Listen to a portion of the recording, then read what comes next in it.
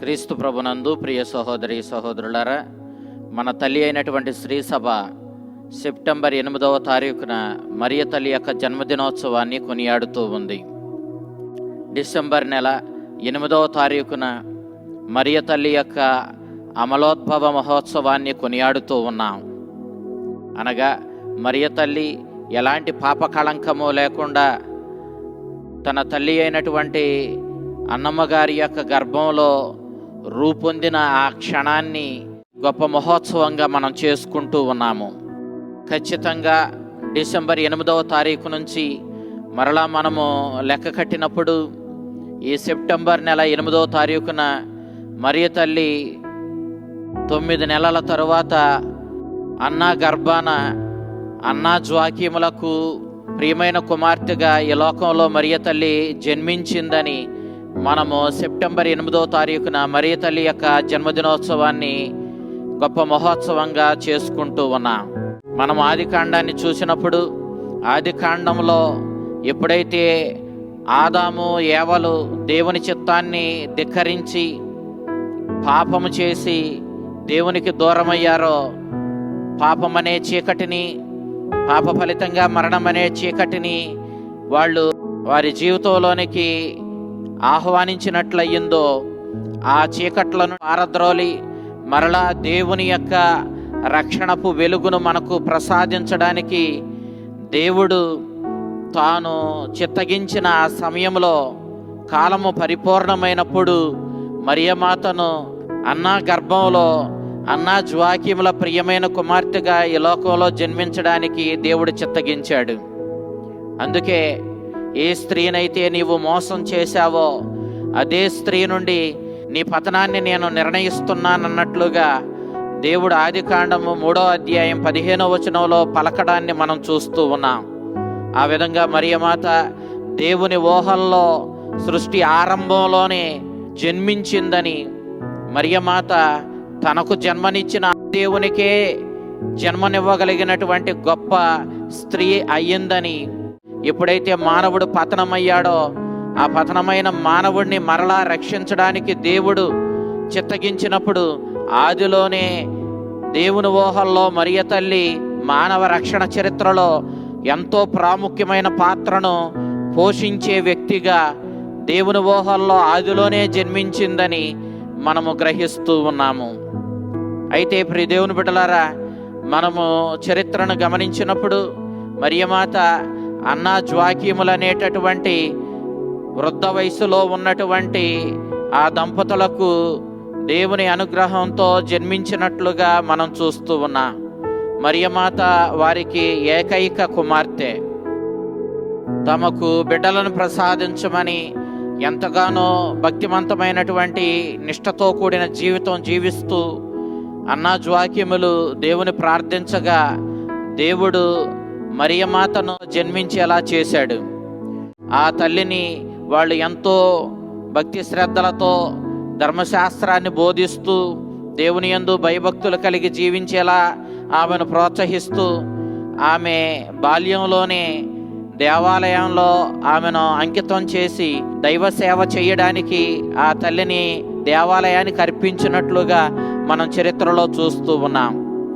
అన్నా జ్వాకీములు బైబిల్ గ్రంథంలో మనకి కనిపిస్తారా అంటే, మనము యూదుల పూర్వపు సాంప్రదాయాన్ని మనం చూసినప్పుడు మనము అన్నా జ్వాకీములను మనము గమనిస్తాం.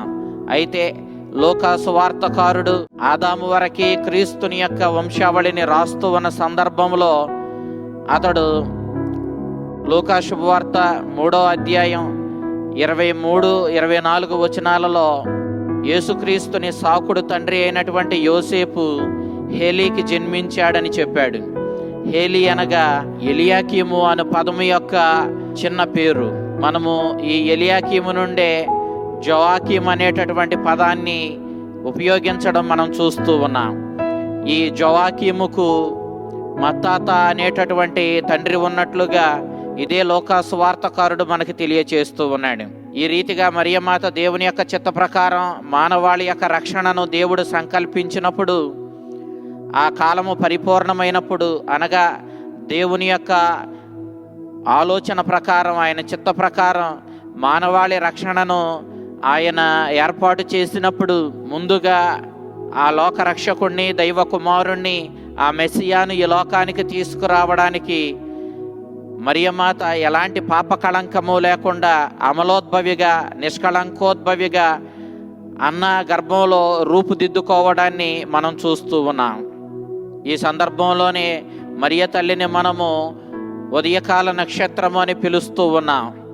ఎందుకు అనంటే, నీతి సూర్యుడు మానవాళికి రక్షణపు వెలుగును ప్రసరింపచేసే ఆ దైవ కుమారుడు, రక్షకుడు అయినటువంటి యేసుక్రీస్తు యొక్క జన్మమునకు ముందు, ఆయన రక్షణపు వెలుగు ఈ లోకం మీద ప్రకాశించడానికి ముందు మరియమాత ఈ సృష్టిలో మనకు కనిపించడాన్ని మనం చూస్తూ ఉన్నాం. రోజు ప్రారంభమయ్యే ముందు ఆకాశంలో తెల్లవారుజామున వీనస్ అనేటటువంటి ఒక నక్షత్రము ప్రకాశిస్తుంది. దానిని చూచిన వారు, ఇదిగో ఇక తొందరలోనే తెల్లారిపోతుంది, మనకు రోజు ప్రారంభమై సూర్యుని వెలుగు మనకు దొరుకుతుందని చెప్పుకుంటారు. అంతే రీతిలో నీతి సూర్యుడైన యేసుక్రీస్తుని యొక్క రక్షణపు వెలుగు మానవాళికి దొరికే ముందు దేవుని యొక్క రక్షణ ప్రణాళిక ప్రకారం మరియ తల్లి ముందుగానే ఈ లోకంలో జన్మించింది. మరియమాత యొక్క జననము యావత్ సృష్టికి గొప్ప ఆనందదాయకమైనటువంటి జననము. ఆమె జన్మించడం ద్వారా ఖచ్చితంగా మనము ఆ నీతి సూర్యుడు, లోకరక్షకుడు అయిన యేసుక్రీస్తుని యొక్క రక్షణపు అనుగ్రహాలు, ఆ రక్షణపు వెలుగును మనం తప్పకుండా పొందుతామని మనందరికీ ఒక భరోసా ఇచ్చినట్లుగా మరియమాత జననాన్ని మనము గ్రహించవచ్చు. మరియమాత సాక్షాత్తు దేవునికే జన్మనిచ్చేటటువంటి, ఆ దేవునికే రక్తమాంసాలు పంచి ఇచ్చేటటువంటి గొప్ప స్త్రీమూర్తిగా ఈ లోకములో అవతరించింది. మరియమాత ఇంతటి మహోన్నతమైన స్థితిని పొందింది. సృష్టిలో ఏ ప్రాణికి దొరకనటువంటి గొప్ప స్థితి మరియమాతకు దొరికింది.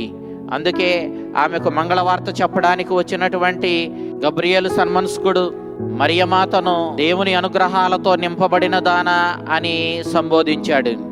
అనగా దేవునికి అత్యంత ప్రియమైన దానా, దేవుని యొక్క వరప్రసాదాలతో నింపబడిన దానా అని ఆ మాటకు అర్థం. మనము పునీత డన్స్ స్కాటస్ అనేటటువంటి పునీతుని మాటలను ఆలకించినప్పుడు అతడు దేవుడు ఎవరినైనా రెండు విధాలుగా పవిత్రంగా, పరిశుభ్రంగా చేయగలుగుతాడు అన్నాడు.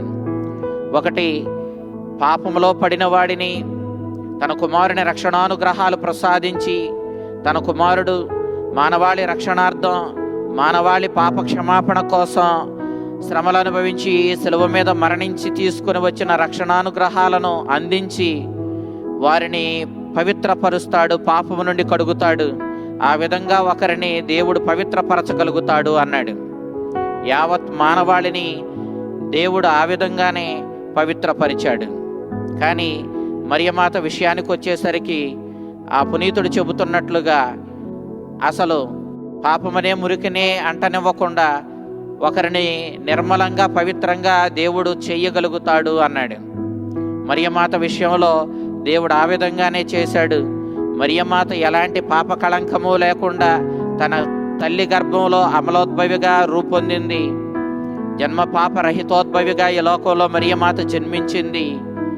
ఆమె అంతటి మహోన్నతమైన స్థితికి లేవనెత్తబడింది. ఎందుకంటే అంతటి మహోన్నతమైన స్థితిని ఇచ్చిన ఆ దేవుడే ఆ తల్లి గర్భంలో ఆమె రక్తమాంసాలను స్వీకరించి మనుష్యావతారం ఎత్తి మానవుడిగా జన్మించబోతున్నాడు. కాబట్టి ఆ తల్లిని ఎలాంటి పాపము, మలినము సోకనివ్వకుండా ఆమెను అంత నిష్కళంకోద్భవిగా రూపొందించుకున్నాడు. అయితే మరియమాతను దేవుడు ఎంత నిష్కళంకగా, ఎంత అమలగా, ఎంత నిర్మలంగా చేయడానికి దేవుడు వినియోగించినది తన కుమారుడైన యేసుక్రీస్తుని యొక్క శ్రమల, మరణ, పునరుత్థానాల ద్వారా అతడు సాధించిన రక్షణానుగ్రహాలనే మరియమాతకు ముందుగానే అన్వయించాడు. దేవుడు మరియమాతకు తన కుమారుని శిలువ మరణపు రక్షణానుగ్రహాలను ముందే అనుగ్రహించాడు అన్నప్పుడు అది ఏ విధంగా సాధ్యమైంది అని మనం ఆశ్చర్యపోవచ్చు. పునీత పాద్రే పియో తాను అప్పుడెప్పుడో తనకంటే ముందు మరణించిన తన తాత యొక్క మరణం గురించి ప్రార్థన చేస్తూ అతనికి మంచి మరణం ఇవ్వమని దేవుణ్ణి అడుగుతూ ఉన్నాడు. అది గమనించినటువంటి తన తోటి సహోదరుడైనటువంటి వేరొక గురువు, మీ తాత ఎప్పుడో మరణించాడు కదా, మరి అలాంటప్పుడు నీవు దేవుణ్ణి మా తాతకు మంచి మరణం ఇవ్వమని ఏ విధంగా అడుగుతున్నావు అని ప్రశ్నించాడు. అందుకు అతడు చెప్పింది, దేవునికి గతమని లేదు, ప్రస్తుతమని లేదు, భవిష్యత్తు అని లేదు. మనం ప్రస్తుతంలో ఉండగలుగుతా, గతంలో మనం ఉండలేము. భవిష్యత్తులోనికి మనం వెళితే అది మనకు ప్రస్తుతం అవుతుంది. ఇప్పటి ఈ ప్రస్తుత పరిస్థితి మనకు గతంగా మారిపోతుంది. మనం ఎన్నడూ గతంలోనూ భవిష్యత్తులోనూ ఉండలేము. మనం ఎల్లప్పుడూ ప్రస్తుతంలో మాత్రమే ఉండగలుగుతాం. కానీ దేవుడు గతంలోనూ ప్రస్తుతంలోనూ భవిష్యత్తులోనూ ఒకే విధంగా ఉండగలుగుతాడు. ఈనాటి ఈ ప్రస్తుతం నేను చేస్తున్న ఈ ప్రార్థనలను దేవుడు ఆలకించి గతంలో ఉండగలిగిన దేవుడు గతంలో మా తాత మరణించే సమయంలో మా తాతకు తోడుగా ఉండి అతనికి మంచి మరణాన్ని ఇవ్వగలుగుతాడు. ఎందుకంటే గతంలోనూ ప్రస్తుతంలోనూ భవిష్యత్తులోనూ దేవుడు ఉండి సమస్తాన్ని చక్కబెట్టగలుగుతాడు. ఎందుకంటే దేవునికి అసాధ్యమైంది ఏమీ లేదు అని చెప్పి పునీత పాద్రే పియో తన తోడి గురువుకు వివరించడాన్ని మనం చూస్తూ ఉన్నాం. ప్రియ దేవుని బిడ్డలారా, అదే రీతిలో దేవుడు కల్వరిగిరిలో యేసుక్రీస్తు చేసినటువంటి ప్రాణత్యాగం వల్ల మనకు అందినటువంటి రక్షణానుగ్రహాలను మరియమాతకు ముందుగానే అన్వయించాడు. ఆ యమ్మను జన్మ పాప రహితోద్భవిగా ఈ లోకంలో జన్మించేలా చేశాడు. తత్ఫలితంగా ఆ మాతకు జన్మ పాపము లేదు. తత్ఫలితంగా పాపపు ప్రభావం ఆ తల్లి మీద ఎన్నడూ లేదు. తాను జీవించిన కాలంలో పాపము ఆమెను ఏ విధంగానూ ప్రలోభ పెట్టలేదు, ఆమె మీద ప్రభావం చూపించలేదు. కాబట్టి మరియమాత జన్మతః నిర్మల మాత. అంతేకాదు, ఆమె ఈ లోకములో జీవించినంత కాలము కూడా పవిత్రంగా నిర్మలంగా జీవించింది. ఆ మాత అంత పవిత్రురాలు, నిర్మలమైనది కాబట్టే పరమ పవిత్రుడైన యేసుక్రీస్తునకు, త్రిత్వైక సర్వేశ్వరునిలో రెండవ వ్యక్తి అయిన యేసుక్రీస్తునకు అనగా దేవునికే జన్మనిచ్చింది. ఆ విధంగా మరియమాత దేవుని తల్లిగా ఈనాడు మన ముందు నిలబడింది. కాబట్టి ప్రియ దేవుని బిడ్డలారా, మరియమాత ఈనాడు ఎలాంటి కళంకము లేనటువంటి జన్మపాప రహితోద్భవిగా ఈ లోకంలో జన్మించింది. మానవ మాతృల్లో ఎంతటి భాగ్యాన్ని పొందిన ఏకైక స్త్రీగా ఆమె ఈ లోకంలో జన్మించింది. అందుకే స్త్రీలందరిలో ధన్యురాలిగా ఆ మాత శ్లాఘించబడుతూ ఉంది. ప్రియ దేవుని బిడ్డలారా, అంతటి మహోన్నతమైనటువంటి స్త్రీమూర్తిని దేవుడు ఈ లోకానికి తీసుకువచ్చిన రోజు ఈ రోజు. కాబట్టి ఆ మరియ తల్లి యొక్క జన్మదినోత్సవాన్ని మనము ఎంతో ఆనందంతో జరుపుకుంటూ ఉన్నాం. ఎందుకంటే మరియ తల్లి యొక్క జన్మములోనే మన అందరి రక్షణము, విముక్తి దాగి ఉంది.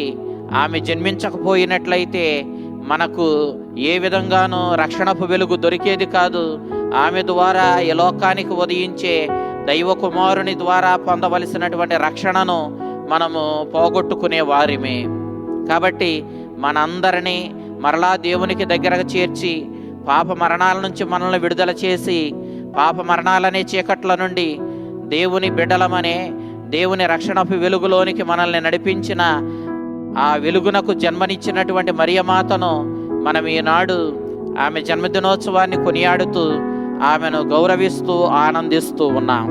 దేవునితో సహకరించి తన కుమారుని ద్వారా సాతాను తలను చితకద్రొక్కి మనల్ని అందరినీ మరలా మనం పోగొట్టుకున్న నిత్య జీవానికి, దైవపుత్రత్వానికి నడిపించడానికి దేవుని యొక్క రక్షణ ప్రణాళికలో దేవునితో పూర్తిగా సహకరించినటువంటి వీరనారీమణి అయినటువంటి మరియమాత యొక్క జననము మనందరికీ ఎంతో ఆనందదాయకము.